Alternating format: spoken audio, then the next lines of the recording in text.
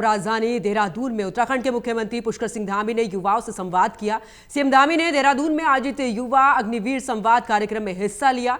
युवा अग्निवीर संवाद कार्यक्रम में सीएम पुष्कर सिंह धामी ने पेपर लीक का भी जिक्र किया। सीएम धामी ने कहा कि एनडी तिवारी सरकार के समय दारोगा पटवारी भर्ती पेपर लीक हुआ था। इसके बाद भी कांग्रेस की सरकारों में भी कई पेपर लीक हुए हैं जिसमें कभी भी कोई कार्रवाई नहीं हुई है। उन्होंने इस बात को भी कहा कि उनकी सरकार के समय में ऐसे मामलों में एक्शन हुआ है।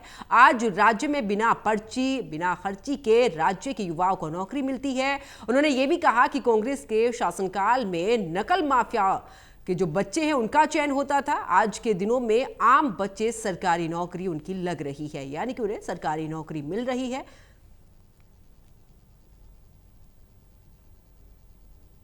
हमारे राज्य को 25 साल हो गए, आज 26वें साल में हम चल रहे हैं राज्य गठन के बाद। और हमारे राज्य में अभी जिनका निधन हुआ, मेजर जनरल भुवन चंद खंडूरी जी, वो हमारे राज्य के मुख्यमंत्री रहे। हमारे जो सैनिक कल्याण विभाग के जो मंत्री हैं वो हमारे श्रीमान गणेश जोशी जी, वो भी सेना में अपनी सेवा देकर आए। इसके अतिरिक्त अजय कोठियाल जी यहाँ पर बैठे हैं, ये हमारे सैनिक ही हैं, सरकार में ये भी सेवा दे रहे हैं। यहाँ पर कर्नल रघुवीर भंडारी जी होंगे, इनके साथ कहाँ हैं भंडारी जी, बैठे हैं कहीं, वो भी दे रहे हैं।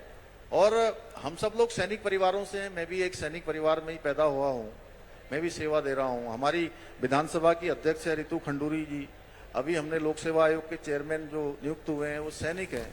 सैनिकों को जो भी उनके परिवार के सदस्य हैं उनको सरकारी सेवा में सेवायोजित करने का भी निर्णय लिया।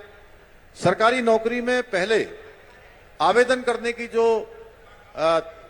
सीमा होती थी वो 2 वर्ष होती थी, उसको हमने 2 वर्ष से बढ़ाकर 5 वर्ष करने का निर्णय लिया, क्योंकि जैसे ही उस परिवार में इतनी बड़ी घटना होती थी और घटना के बाद चूंकि 2 साल ऐसे ही बीत जाते हैं, बहुत सारे परिवार व्यवस्थित नहीं हो पाता है, अपने पैरों पर खड़ा नहीं हो पाता है, इसलिए इस समय सीमा को भी हमने 5 साल किया कि 5 साल तक वो आवेदन कर सकते हैं।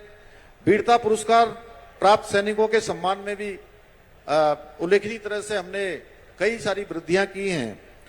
युद्ध में विधवाओं एवं दिव्यांग सैनिकों के लिए भी विशेष सहायता का प्रावधान किया है। पूर्व सैनिकों के लिए सम्मानजनक अंतिम संस्कार हेतु कि उनका सम्मान पूरे राजकीय सम्मान के साथ हो, उसका भी प्रावधान हमने किया है। और प्रदेश में सभी सैनिकों के प्रति हमारी श्रद्धा, हमारी आस्था और उनके प्रति सम्मान व्यक्त करने के लिए हम देहरादून में ही एक सैन्य धाम का निर्माण कार्य अंतिम चरण पर है। बहुत जल्दी आप सबको आमंत्रित करेंगे, आप सबको आमंत्रित करके उस सैन्य धाम को भी राज्य और देश को समर्पित करने वाले हैं।